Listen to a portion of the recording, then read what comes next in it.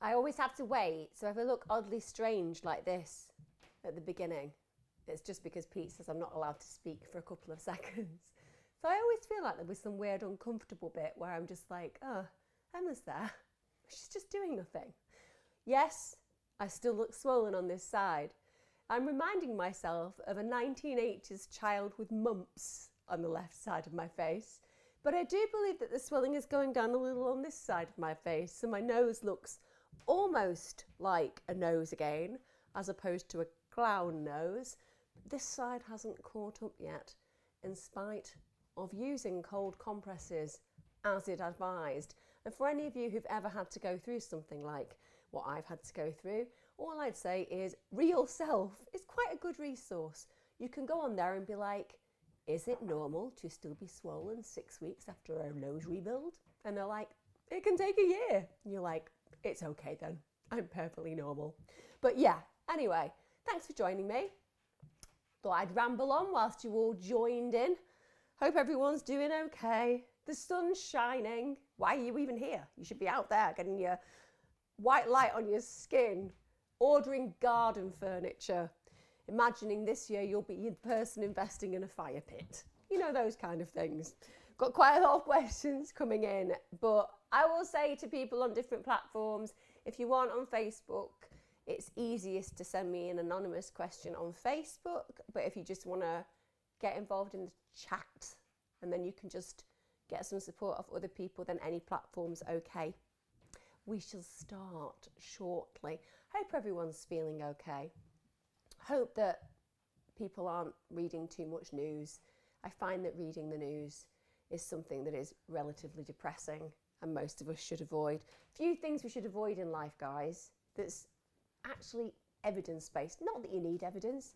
I feel like everyone's got to do that now. Since COVID, I feel like you either have to be qualified in a certain area, which then means that, of course, if you're qualified in that area, you are beyond reproach. You were always correct, even though we all know that that is not true.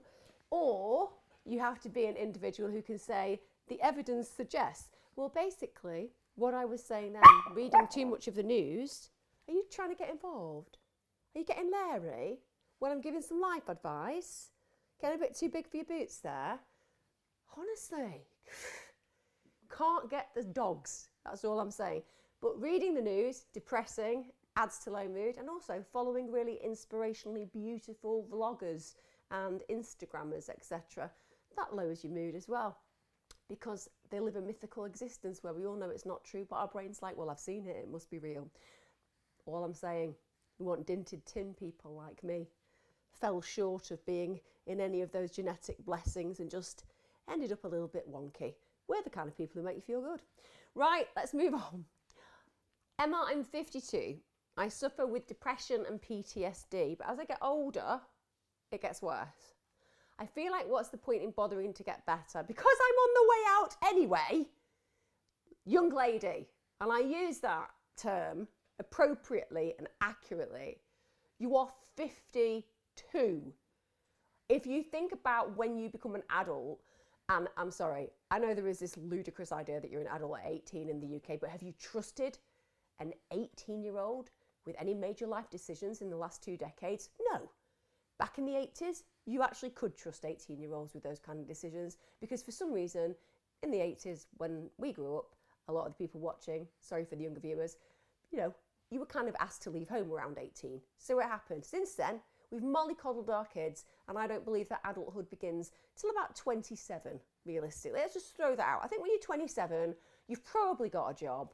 You may have invested in a home. You've definitely realised a lot of your life choices and fashion choices at 19 were wrong, thus recognising that you're now officially a beginning of an adult.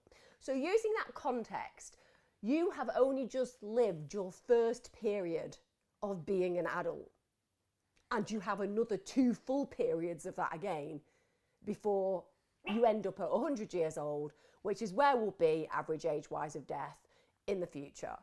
The idea that at 52 you're on your way out, that is, first of all, pessimistic thinking. And I'm not trying to be patronising, I'm talking genuinely. Pessimistic thinking is the all or nothing. So there are differences between optimists and pessimists, and it's choice-based. Now, some people get born with really sunny dispositions. They're really annoying, like my eldest son. Everything's always so great, you know? Everything, even in the bad times, like, you know, when he loses money investing in crypto that was mine, and we don't really have a lot of money anyway. But, you know, it's fine because there'll be some bull run at some point, that kind of thing, yeah? Incredibly sunny disposition. There could be a fire on our street, and all he would be like is, oh, it's so good that they didn't burn that bush. House would be completely gone behind us, you know, but the bush, he'd be like concentrating on that. And then there are people like me, I'm a realist, and then there's people like my youngest son, who's a massive pessimist. And what we see in research is that pessimists believe in something called perseverance. So basically, pervasive and persevering. It means that it's an all or nothing belief system. So nothing is ever going to be all right. There is no point changing this. It's always going to be that way. That's the pessimistic way of thinking, right? And we learn it. So the thing about optimism and pessimism is I'm like a realist, okay? I have to work hard on my optimism. And if you're at that pessimistic belief system, you need to work even harder because you've got neural pathways that you are creating every time you say this stuff to you. Every time you say, God, I've got PTSD, it's really hard work, I may as well give up now, I'm going to be dead soon. That means you've got the all or nothing, black and white thinking, and you need to shift it. So we move by realizing that the pervasive and persevering position of the pessimist is incorrect. It's illogical because bad times don't last, good times don't last either. You know, we're somewhere in between. So first of all, mate, we're going to park the 52 being the end of your life. You may think I'm a bit triggered now, but you know, ladies of a certain age like me happen to see 50 as the new 30. It's how we've prepared for a long time. Secondly, 52, menopausal time, a time for shifts and changes in the female anatomy that involves both transcendence of a new era and a grief of an era that has been left and lost because our bodies are changing in a fundamental way. It's saying goodbye to the dreams that we had when we were younger, such as childbirth and things that go around that. They're big deals. Hormonally, we're screwed. The menopause just comes and attacks us in various forms, including sweating a lot, feeling lower, genuinely wanting to kill people in our heads because they're annoying us when you know that really chewing loudly shouldn't do that to you. These are all things that occur at this age as well, right? And if you've got PTSD, which to people listening, I'm sure most people understand because we talk about it more these days, but post-traumatic stress disorder, for people who don't understand what that is, anything that increases anxiety, anything, is going to exacerbate feelings of PTSD. So this era, the transcendence of saying goodbye and saying hello, is anxiety provoking. You're feeling it more because you're like, wow, where am I? Who am I? What's next? And sometimes we don't have those answers and we get confused about what that means. So when I have people that I've worked with who come in with what they consider midlife crises, I call them midlife awakenings or midlife epiphanies. It's a chance to rethink what your life is to be. Now the PTSD, let's just put that in the box as you are suffering from something that was highly traumatic that has remained with you as a protective mechanism. Remember, we can look at PTSD as something that we wish to reject and abandon because we think it's terrible for us, which I appreciate a lot of people preach, and I know why, but we miss out on the formation of that reality. Let's go back to why it occurred. If your body has spent a long time preparing you to refuse to ever be placed back in a circumstance or situation of fear, in a place where this awful scenario was induced and then has led repercussions onwards and onwards, the repercussions have not been to destroy you, though it may feel that they have, and you may feel that you're tired of it. But remember that the formation of it was to protect you. Your body, your brain, worked in synchronicity to say, I'm never letting you go there again. I will protect you at all odds, in all positions, to stop you feeling that pain that you felt, right? So it came for a good reason, with good purpose, and you're not a failure for having developed that. Actually, your body was like, man, I'm going to survive. I'm going to survive at all costs. And if that means I have to stop you going there, stop you seeing them, stop you trying that, we're going to do it because I'm going to make sure that you live as long as possible. So this survival mechanism got into overdrive, needs reducing. The great thing about PTSD is EMDR therapy or schema therapy, two really good ones. They can be very, very efficient at quite quickly minimizing the symptoms of PTSD. However, it may not be that it's your PTSD that's the real issue right now, although clearly that's going to be a part of who you are. And I want you to reframe what I just said. I want you to reframe what I've been saying to you and take that on. I want you to be like, oh, right, Emma said that my PTSD is actually a protective mechanism that was all about survival. So I've got a big survival instinct in me. This is somebody who wants to live, wants to avoid pain, and we need to reduce that a little bit because we need to take some risks in life if we're going to feel like we're thriving. But equally, it's something that can be dealt with. What I'd say to you, you really need to explore is this. Why have you decided at this age, where you are vital and you have so many possibilities, like think back 10 years. For most of us, you think back a decade. I had little kids a decade ago. Little kids. In 10 years, they cost considerably more. They eat an unfathomable amount of food, and they do not get anywhere near as excited about things that are important, such as Christmas, right? Everything's changed. I've changed. 10 years is phenomenally long. And what we do when we get to a certain age is we imagine fast forwarding it all. It's just been so quick. We've just been here for oh my God, it's gone in an instant. No, it's not. It's just because we only ever live in the moment. So when we're thinking of the past, it becomes the moment. So we imagine that moment's going to go really quick and we'll be dead, right? That's what you're doing now. But you have got lifetime after lifetime after lifetime reinvention, rejuvenation, recalibration, re-energizing, reimagining life. It's all possible. I'm not sitting here today thinking, oh my God, I'm middle-aged. What will that mean for me? Like, don't get me wrong, I look in the mirror now and I see massive differences. Like, I still can't understand how somebody can have relatively small breasts and yet they look like ping pong balls in wet socks. You know, how does that even happen? Doesn't seem fair. It's real, that's age, right? Get it. We accept it. But the bit of me that really matters is the bit inside my head and my heart. And like, you've got to remember who she is, because she's got lives to lead. And there are people out there who in their 50s, they packed the job in, they started a business, they're multimillionaires by the age of 55. It's about perception. You've got to get rid of this fixed perception of this is it. It's never going to get better. It's going to be over. It's like, no. You're now frustrated. It says to me when you say what you're saying, I want change. I want something to change. I'm bored of this. Great. That's brilliant. That's an amazing realization. That's what we need. We need to feel stuck. We need to feel bored.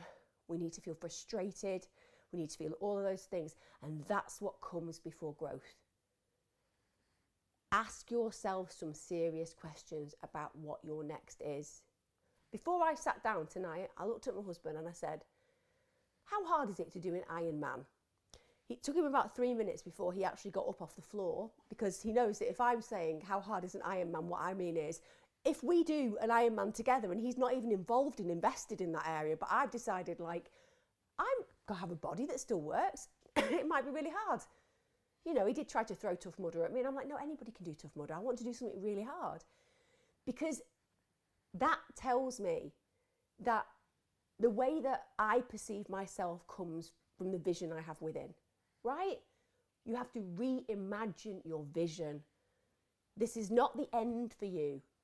You've got stuck, you've got bored, you've got frustrated. What is your colour palette going to be? You can paint in black and white. It'll still be a nice picture, but it's not going to have the technicolor that you'll apply if you just go for what I'm saying now. So like I said, the EMDR, schema, getting some private therapy if you can afford it. CBT you can get on the NHS. You'll be waiting a while, but who cares? You've got time. You've got time, and who you are now and who you'll be then, you'll be different, and you'll be thrilled that you took the time to accept that 52 is young. It's young. And also, they're genuinely to any woman of that age.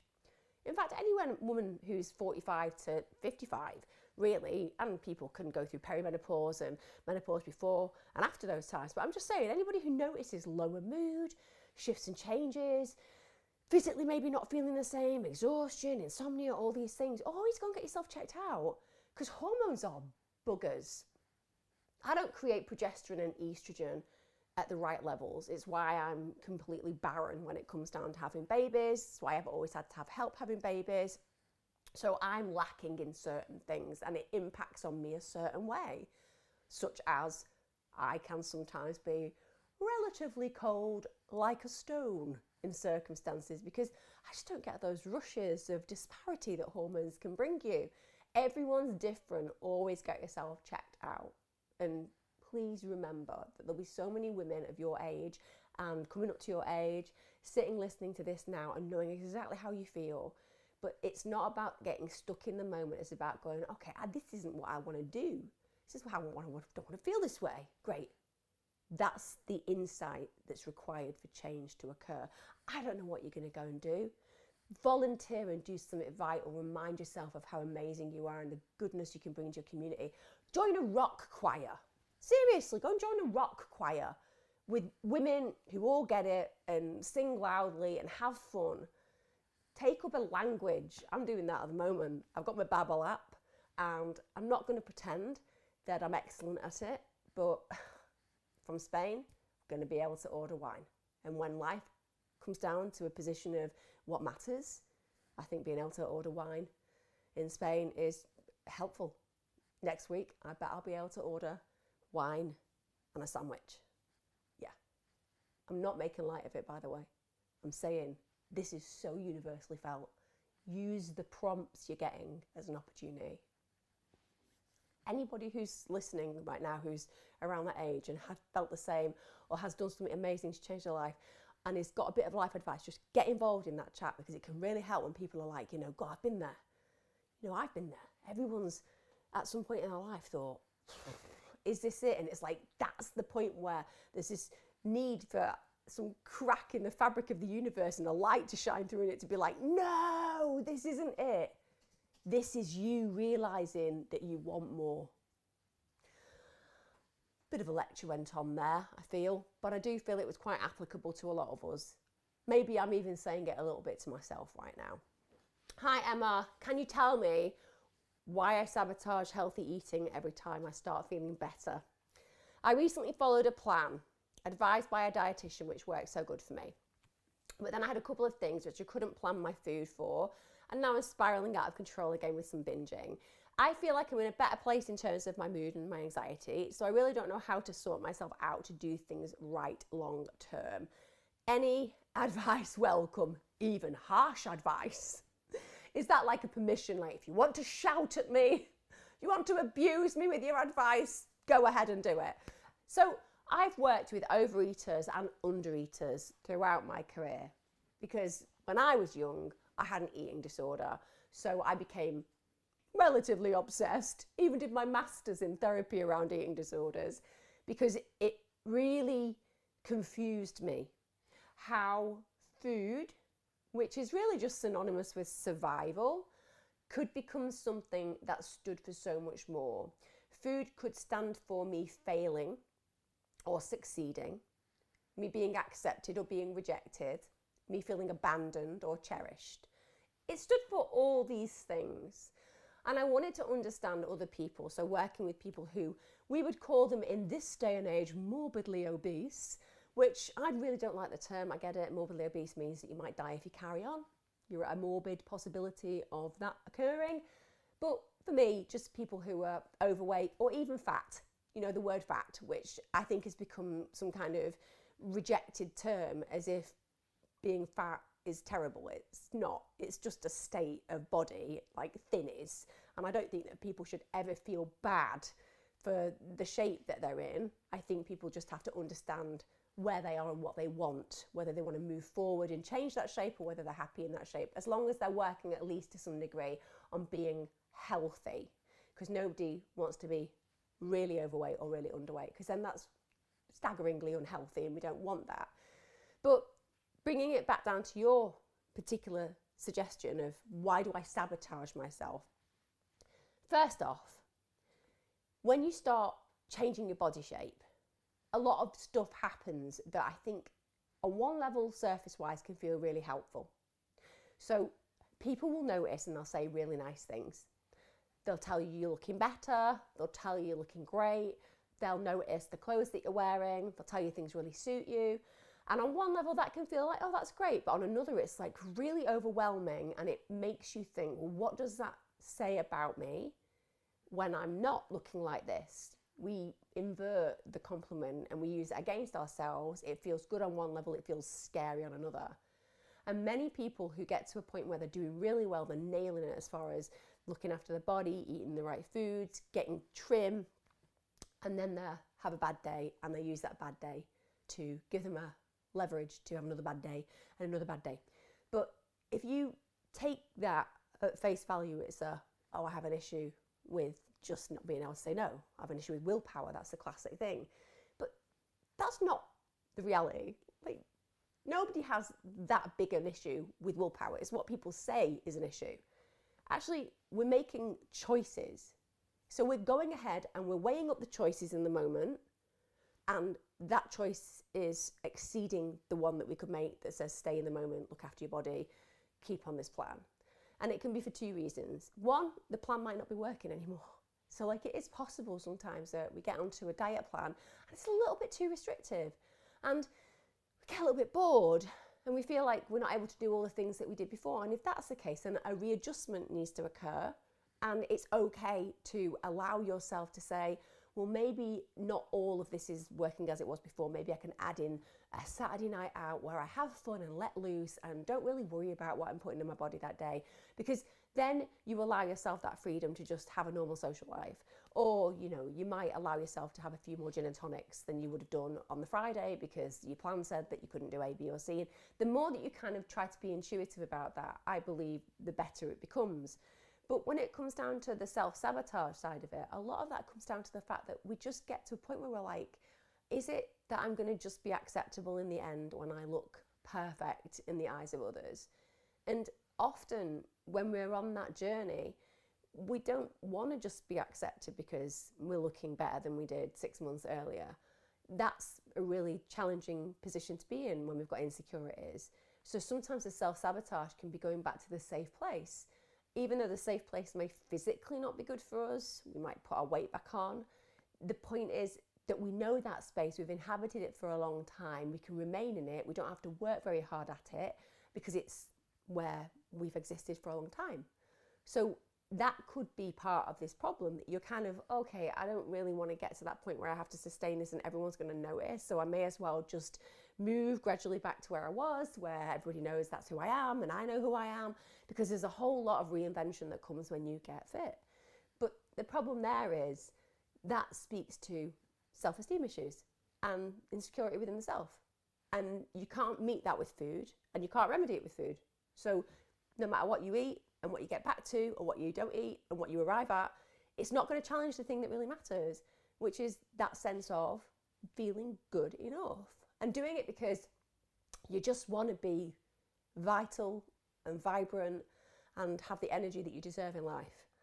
When you take the emphasis off what your body looks like and you put the emphasis on what your body is there to do, and like, bear in mind the absolute truth, our body is there to get us from A to B as healthy as possible throughout our lives, so that we live a long life and hopefully don't die in a way where we've been immobilized because of our unhealthy choices, right? That's what we want to do.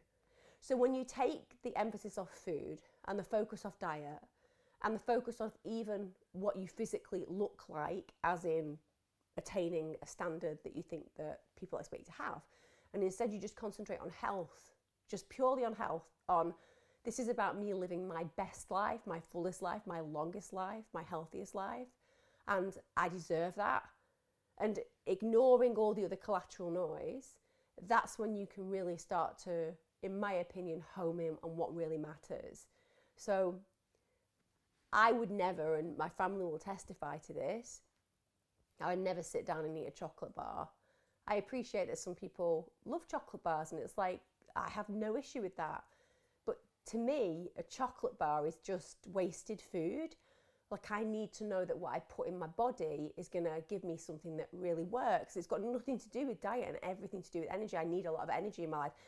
So I would eat like a full handful of walnuts or Brazil nuts, which calorifically, when I had an eating disorder, I'd be like, get them out of my hand. They are going to kill me with the calories. Now I wouldn't even think about it because I know that's good. It's good food and it's going to burn well and I'm going to be energized, right? Or it's like a banana or something that will feed me health and nutrition.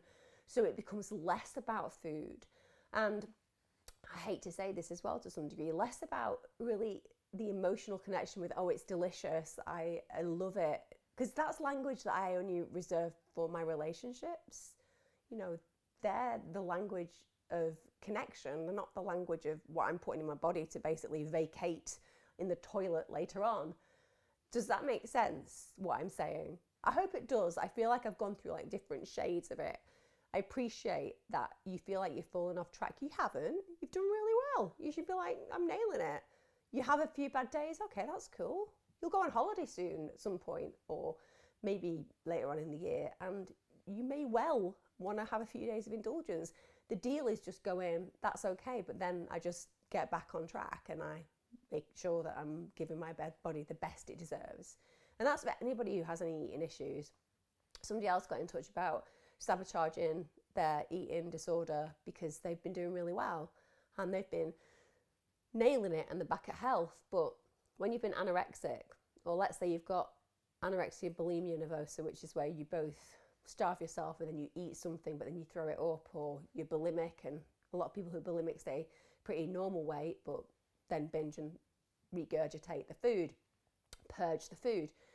When people get to a place where they're doing well, that's probably the most dangerous place psychologically because it's unknown territory. It's like, what is this health? And now I'm here. Everyone's going to expect me to remain here.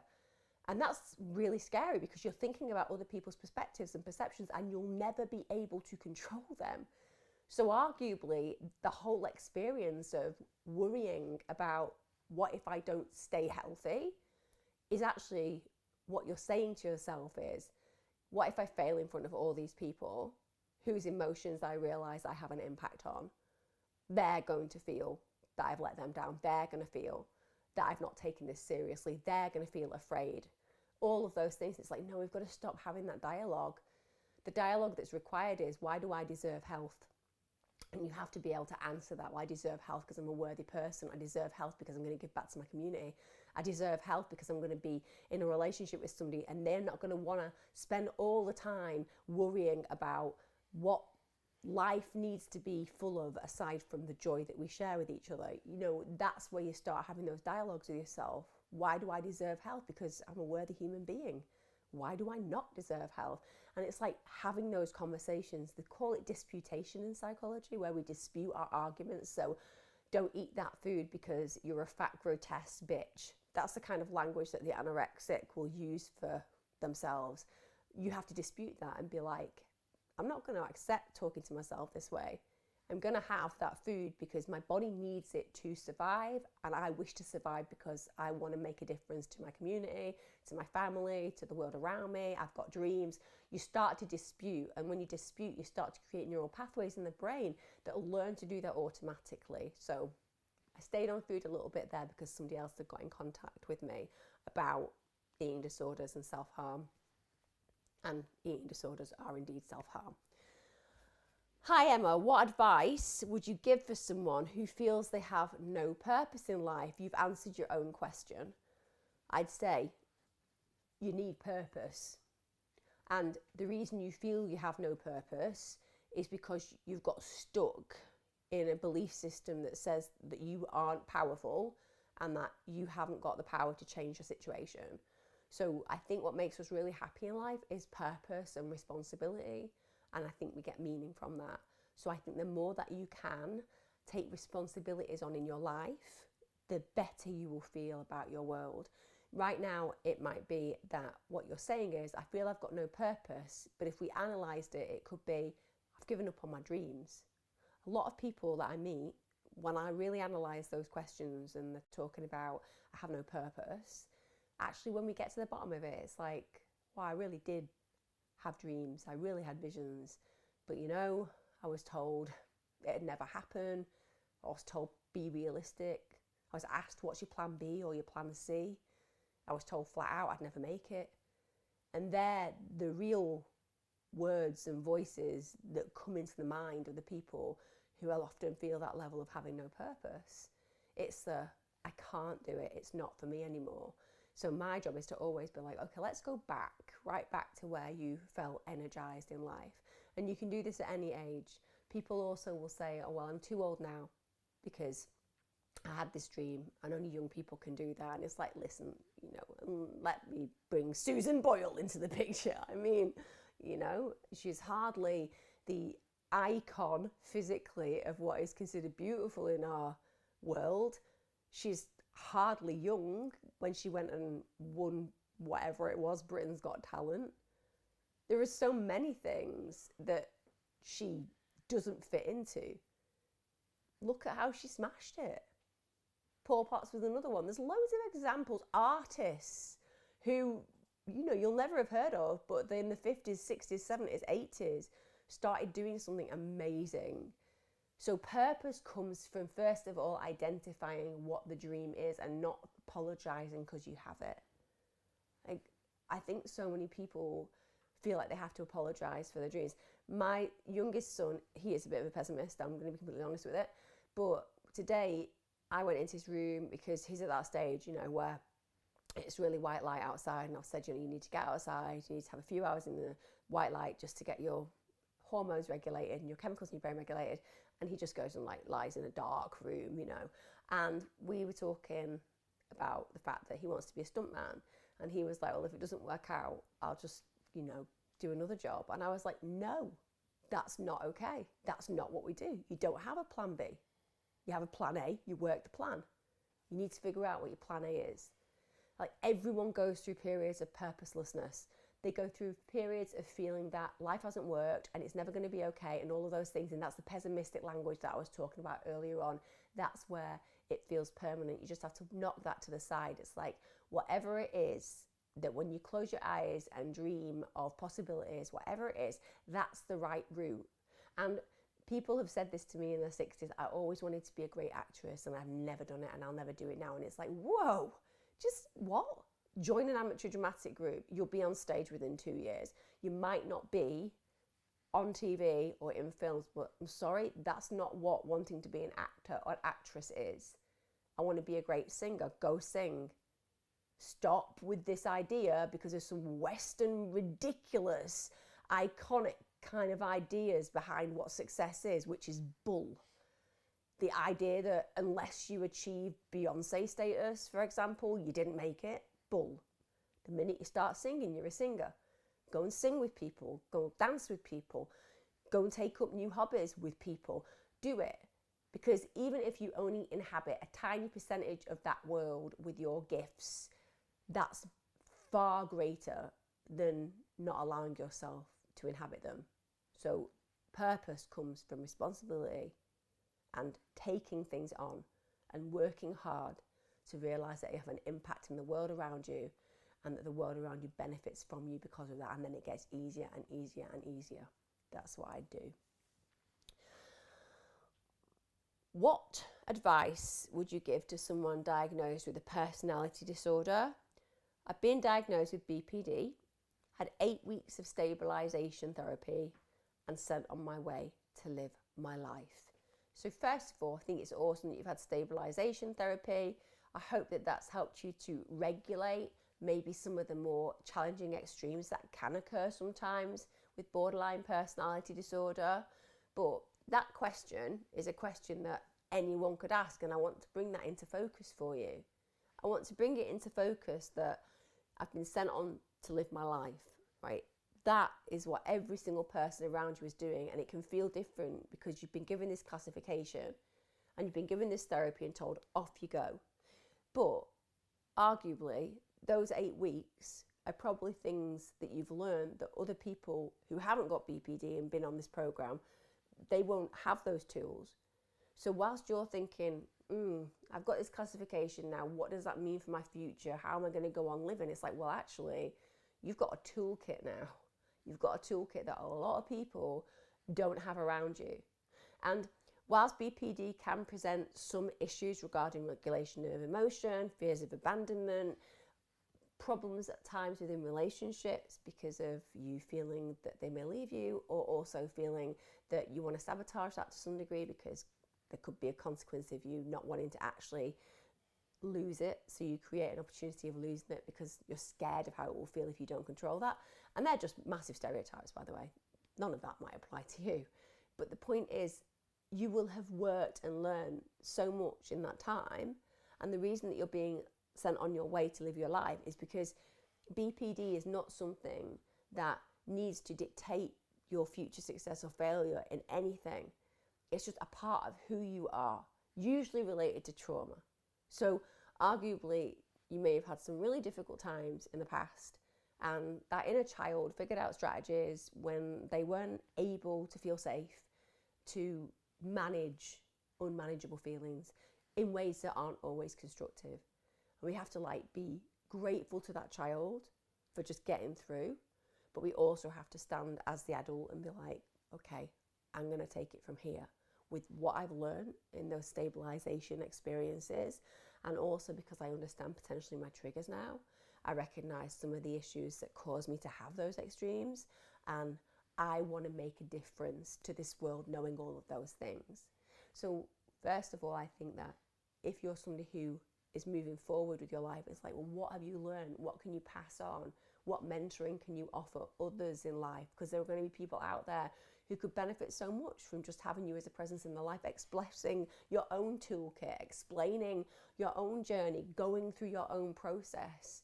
That's, for me, what makes every human being the most interesting story. Because every human being I've ever met is on a spectrum of messed up. I don't know why people pretend that they're massively self-actualized and well-adjusted. We get hit from all sides all the way through our life. And it's just a coping journey of which we're trying to pick out the pieces of grit that we've picked up along the way and fixing the bits that got broken. And it's all through our life we do that.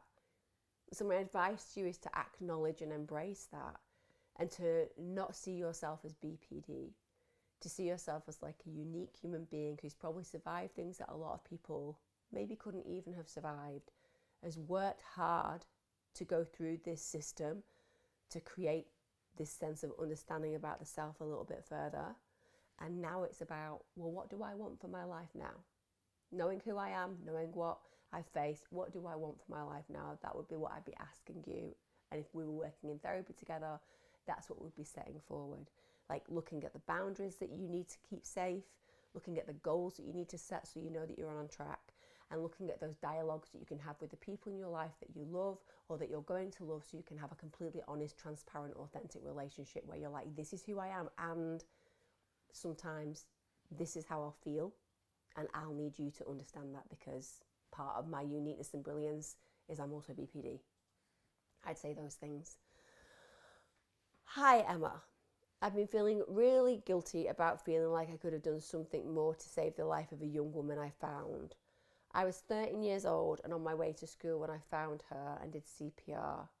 I'm now 20 and still feel so much guilt, constantly replay everything I did that morning and what more I could have done. It was especially difficult because she was 26. I feel like I have to punish myself a lot for everything I do wrong.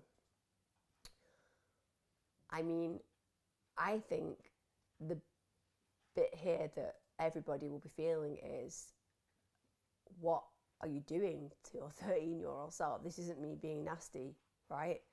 I'm like, have you seen 13-year-olds?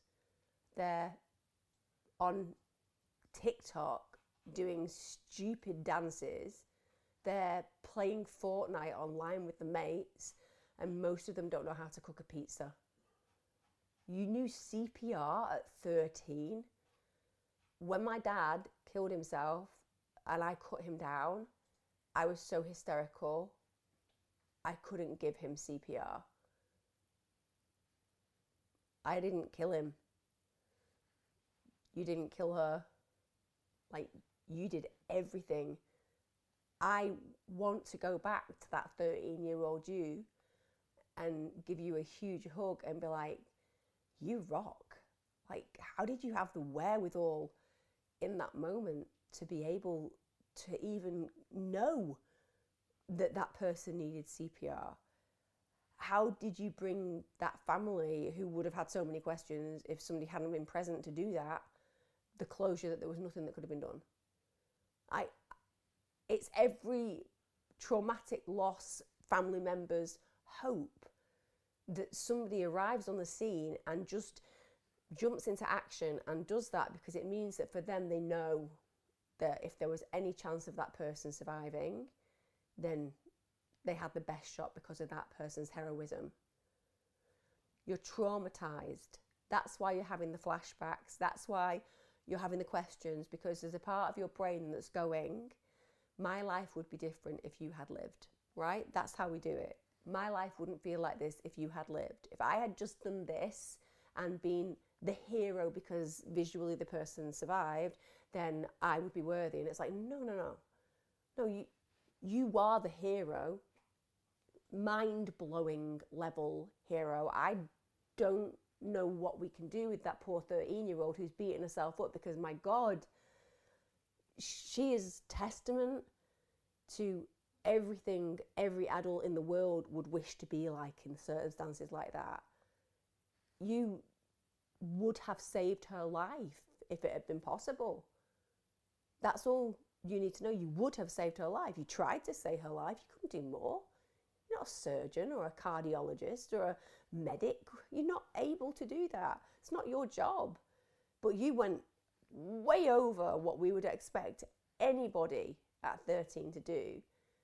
You put yourself in the line of fire and you tried to help that person in a moment where no one else could. And that is something that makes you very, very special. And wow, you've wasted a lot of years blaming that 13-year-old kid, because I want you to think like that. I want you to just separate yourself from the you right now, and I want to think, are you really comfortable doing that? If I were to bring you a 13-year-old girl or boy into the room now, and I was going to tell you that 13-year-old girl or boy had tried to save someone's life when they found a 26-year-old person and they worked hard giving them CPR, and they couldn't save that person because that person was dead. It was over. It was done. There was nothing they could do. And you're telling me you'd be comfortable at telling them that they didn't do good enough? You'd be comfortable blaming them for that person's death? You'd be comfortable saying you should have done more? No way would you. You'd go, my God, what an incredibly heroic 13-year-old. And I tell you what, if somebody walked into that room and started having a go at them and saying, you didn't do well, you didn't do enough, I guarantee you would stand in front of that 13-year-old and you'd say, take me on. You take me on. Because this kid's got more strength, more ability, more steadfastness in their little finger than you have trying to bully them. You've been that bully. You need to stop being that bully to you. The post-trauma is separate. It's understandable that you are traumatised by that event. It is completely out of the blue. You will have stored it in a different area of the brain, that memory, and you'll relive it because all you ever wanted to do was to heal that human being. You can genuinely benefit from something like EMDR. I don't think it would take very long for you to desensitize that feeling. But you got to stop being that bully. That kid, that 13-year-old needs a big hug, big pat on the back. And if people haven't told you that, you haven't had people in your life remind you of that, well, you hear it from me now, and I'm sure a lot of people will be responding to it. Stop bullying that kid. Stand in front of that bully and tell her that she did a good job, okay? Hi, Emma. My mum has recently been diagnosed with breast cancer. I'm really sorry about that. She has to have surgery next week. I'm struggling to cope with the diagnoses. I'm 25. I have one sister who's refusing to help me with my mum's care and appointments. I also work full time. This is really having an impact on my mental health. I'm crying every night about this. I feel like I'm letting my mum down. Let me just read that again, just so I understand why you think you're letting her down. My mum has recently been diagnosed with breast cancer. She has to have surgery next week. I'm struggling to cope with her diagnosis. That makes sense. It's scary. I'm 25. I have one sister who's refusing to help me. she sounds like a dream. And I also work full time. It's having an impact on my mental health. I'm crying every night about this. I feel I'm letting my mum down. So your mum is going to know you're scared. Like, mums, I'm one, they're the superheroes in the world, right? Like, my boys look at me and genuinely, if there was some kind of major world crisis and the nuclear bombs were going to go off and me and the kids were somewhere, my kids would fully expect me to know the answer as to how to stop it. It's like, just kids do that, right? And if I got sick and they started to question my mortality, they'd be terrified and they'd be scared and they'd be sad and there'd be all those human normal feelings. And that's how you feel because you love her and she is your mum, and the idea of her going through something you can't control is just desperately sad. And then also the other thing is really challenging when you have to step up and be the grown-up.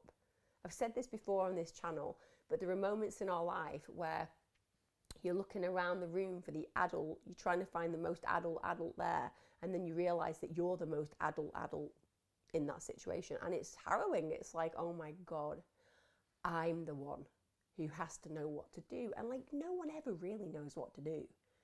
Like, that's why a lot of people like things like maths and physics, because they believe there's a logic to it. And if they can just figure out A, B, and C, then everything will make sense. It's like, even that's all theory. Even things that are meant to be absolute facts are theories. Whole medical systems based on something called germ theory. Theory. No one really knows what they're doing. It's okay. But when you're faced with having to step into the caregiver position and you're the kid, doesn't matter that you're 25, you're the kid. At the end of the day, it means that you feel vulnerable and scared and afraid, and you feel like you have to be grown and strong and be available, all the while managing your own life, your own job, and feeling like you're going to fall apart because somebody who is so important to you is a risk. They're normal feelings. You don't have to hide from your mum. You don't have to hide the feelings. She knows how you feel inside because she's your mum. She's seen you cry probably over relationships. She's seen you stressed probably about exams. She's seen you fall apart on occasion because you fell out with a mate. She'll have seen all of those. So the idea that she doesn't understand the gravity of her breast cancer diagnosis on the way you feel, that's just not true. She gets it. It's just that you're not feeling able to express it because you don't want to upset her. But she gets it. She knows it. So first off, drop that feeling that you have to be strong for her in front of her. Instead, have that conversation. This is really tough. I love you. I'm scared. Let her express the same. That will be so cathartic for her as well. You know, I'm scared. It'll be okay. Well, we don't know that. Well, we're going to just have to work hard on believing that, right? You have those conversations. Secondly, look, your sister. There'll be so many people on here just being like, I know that person in my family. We have them in our families, you know. The person who does the most, the person who does the least. It's very frustrating. But the person who does the least, there's two ways of handling it. One is you accept it, and then you're like, they're never going to have the relationship that you have with your mum. So that's the gift and blessing that you get. The real core, deep, connected relationship with your mother, which is great. Or you demand it, which is, you are going to have to take the slack because I'm doing A, B, and C, and it's not possible for me. And you just make it like that. You make it clear there is no alternative, and that she is going to let down mum, and that's on her watch if she chooses to do that. She just become very firm. You don't have a flexible boundary, have a rigid boundary, so you could do that. But the bigger thing for you now is to acknowledge you're scared, and it's completely okay. And you're not meant to know how to deal with this.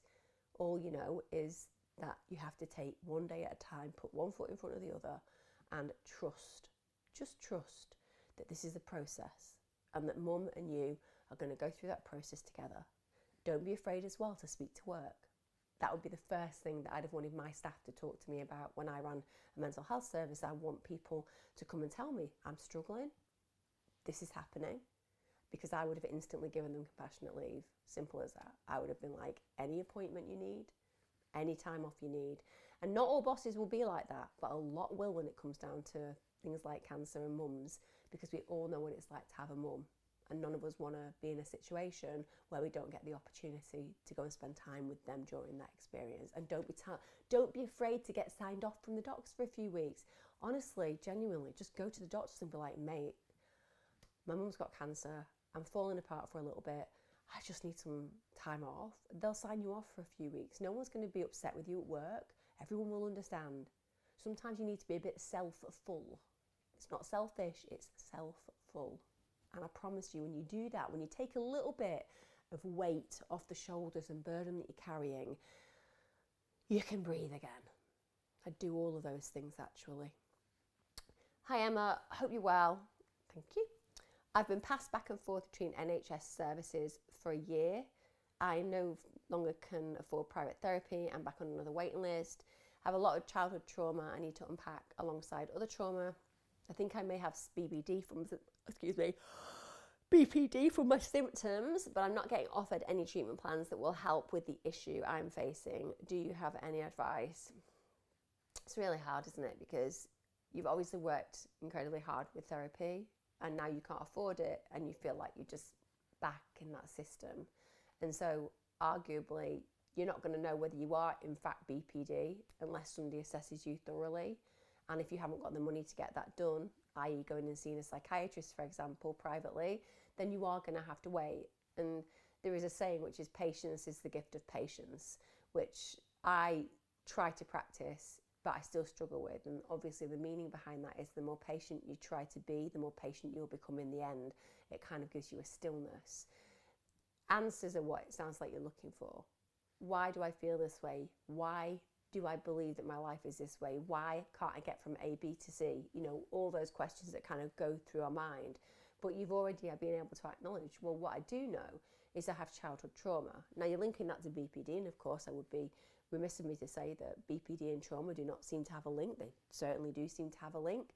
But just because you were traumatized as a child doesn't mean that you have developed personality disorder.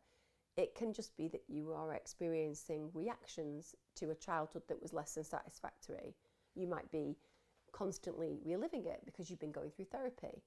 And sometimes when we do that, when we're reliving it in therapy and we're not feeling that we're getting where we need to go, we imagine that maybe we're not doing something right. But the thing about therapy is very often it's the type of therapy that you're having and the type of therapist that you're working with that means that for whatever reason, together you're not making the progress that you require. So whilst you wait, there are a few things I'd suggest. So number one, I'd look around at any support groups that are available, which offers you group support for free by volunteers for people who've experienced trauma. They might not be in your area, so I can't quantify that that's the case, but there are lots of support groups that offer that. Secondly, I'd take some things up that distract you from life that you're living at the moment in the way that you're living. And I mean that. I mean activities. I don't know what you could do, but I mean insert yourself into the community in some way.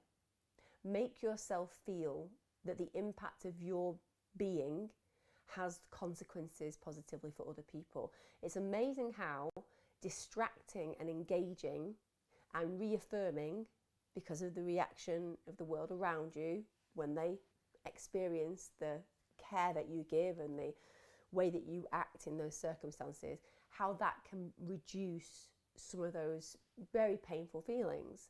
And that is something that you can do like literally now. Think about the way you express yourself as well. I think people who've been traumatized often fare very well when they start doing creative activities. So you might want to sign up for a photography class or an art class. And I don't mean because you've got any ability in it. I just mean because there is something about expression, and expression is really powerful. Also, if you're going to be waiting for therapy, I'd sit down and I'd get strategic.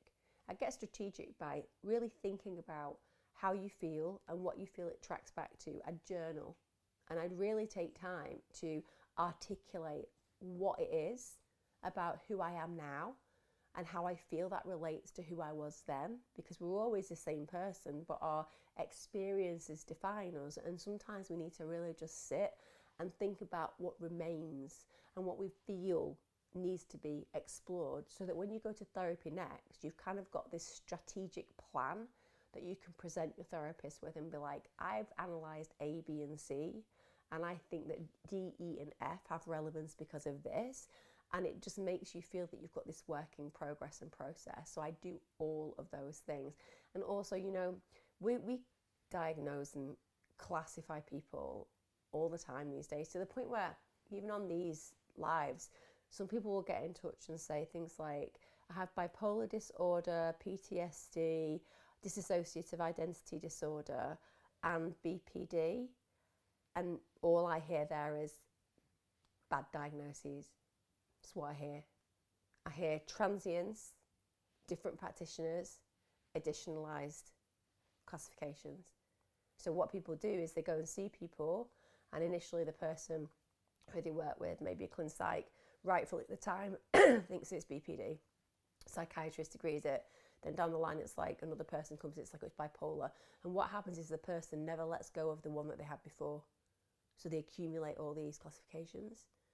And that's really unhelpful, because it means that the person is in a perpetual state of addition, and as opposed to subtraction, and aggressively taking on more as opposed to healing, and feeling that they're static and gathering as opposed to maybe the diagnosis was not correct for me, and maybe I need to really rethink how that structure is around me and how that impacts on the way that I feel about my life and my world around me. So again, it's like, don't be too desperate to just go and see people who can give you a you're this, because they'll never be able to define you as anything, because they don't know you, you're you, whatever you're added or subtracted by.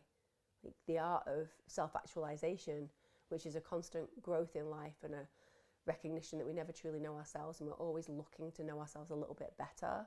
That comes from like trying to learn to be at peace with who we are, idiosyncrasies, foibles, quirks, weirdness, because I'm like fully weird.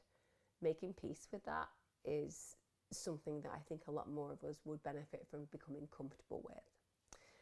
I'll see you again next week, guys. If you have a love for crime, then also if you want to come and have time on a Wednesday or a Sunday, I run my crime channel on YouTube. But the main reason why I'm saying that is because loads of really ace people come to my live premieres and chat. So sometimes if you're like feeling lonely and you might not even be interested in crime itself, just you can always turn that off and just have a nice chat with the people who are on my live chat, my live feed. Don't ever be lonely. There are always ways of connecting with other people in all different circumstances.